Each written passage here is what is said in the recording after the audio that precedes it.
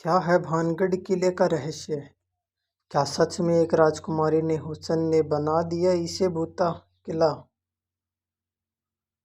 तो जानते हैं, लेकिन उससे पहले अगर आपने हमारी वीडियो को लाइक नहीं किया तो जल्दी से लाइक कर दो। और नीचे लाल कलर का बटन दिख रहा है, उसको दबा के सब्सक्राइब कर दे और बेल आइकन को दबा दिए।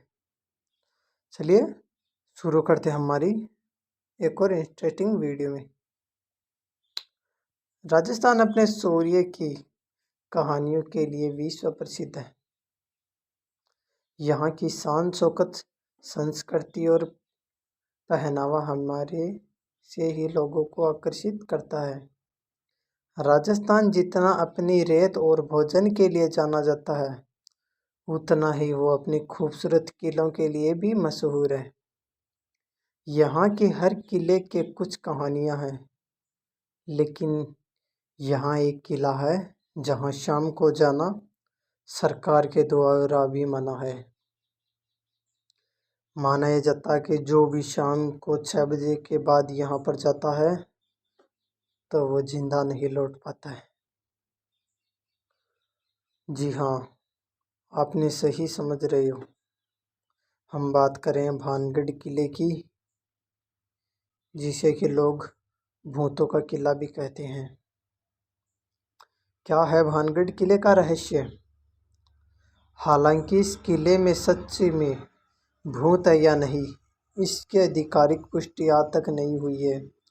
लेकिन स्थानीय लोगों की बातें सुनने और उनके भय को देखते हुए यहाँ पर सूर्यास्त के बाद जाना प्रतिबंधित कर दिया गया है।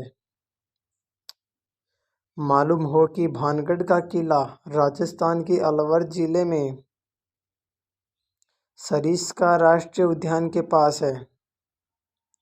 देखने में बहुत ही सुंदर किले को साल 1583 में आमेर के राजा भगवंत दास ने बनवाया था। बहुत सुंदर थी राजकुमारी रत्नावती। इसके भूतिया होने के पीछे तो वैसे बहुत सारी कहानियां हैं, लेकिन एक कहानी सबसे ज़्यादा लोकप्रिय है और वो है राजकुमारी रत्नावली की, जो बहुत ज़्यादा सुंदर थी। वो भानगढ़ की राजकुमारी थी और उसकी सुंदरता के चर्चे दूर दूर तक होते थे। उससे विवाह करने के लिए कई राजा आतुर रहते थे। उसके स्वयंवर की तैयारी ही चल रही थी कि इसी बीच एक तांत्रिक की बुरी नज़र रत्नावली पर पड़ गई। वो उन्हें पाने के लिए पागल हो गया और उसने सोचना कि वो अपने मंत्र से राजकुमारी को अपने वश में कर लेगा। तांत्रिक ने किया काला जादू और यही सोचकर उसने राजकुमारी का पीछा करना शुरू कर दिया। और एक दिन उसने अपना कालो जादू करने का मौका मिल गया। दरअसल रत्नावती एक दिन अपनी सखियों और दासी के साथ बाजार में अपने लिए इत्र खरीदने गई। तांत्रिक भी उसके पीछे पैसे इत्र की दुकान पर पहुंच गया। उसने मौका देकर इत्र की शीशी पर काला जादू कर दिया और वहीं दुकान के पास वाली पहाड़ी में छिप गया। लेकिन रत्नावती काफ़ी होशियार थी। उन्होंने देखा जैसे ही इत्र की शीशी उठाई, उन्हें एहसास हो गया कि कुछ गड़बड़ है और शायद इस पर काला जादू किया गया है। और इसलिए ही उन्होंने इस शीशी को पहाड़ की तरफ फेंक दिया। उसी पहाड़ी पर तांत्रिक था। शीशी सीधे जाकर उसके सिर पे लगी और वो गंभीर रूप से घायल हो गया। तांत्रिक ने दिया राजकुमारी को श्राप।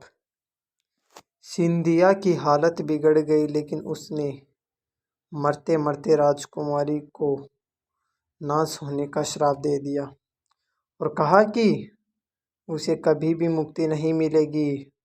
और उसके कुछ दिनों बाद ही भानगढ़ पर दुश्मनों ने हमला कर दिया, जिससे किले में मौजूद सभी लोग मारे गए। जिसमें रानी रत्नावली की भी मृत्यु हो गई। माना जाता है कि इस किले से औरतों की चीखने की आवाज़ सुनाई देती है और साथ में रोने की आवाज़ भी आती है।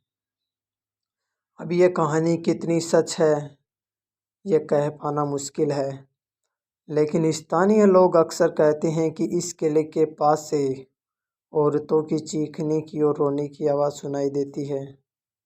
कुछ लोग ये भी मानते हैं कि शाम के वक्त किले के पास जाने पर ऐसा महसूस होता है जैसे कि कोई उसका पीछा कर रहा है।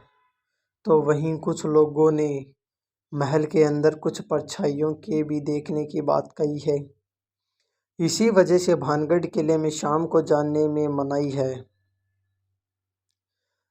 यह हमारी वीडियो यहीं पूरी होती है। मिलते हमारी नेक्स्ट वीडियो में। लेकिन अगर हमारे चैनल को अभी तक सब्सक्राइब नहीं किया तो जल्दी से सब्सक्राइब कर दीजिए। मिलते हमारी ऐसी इंटरेस्टिंग वीडियो में। तब तक अपना ध्यान रखना।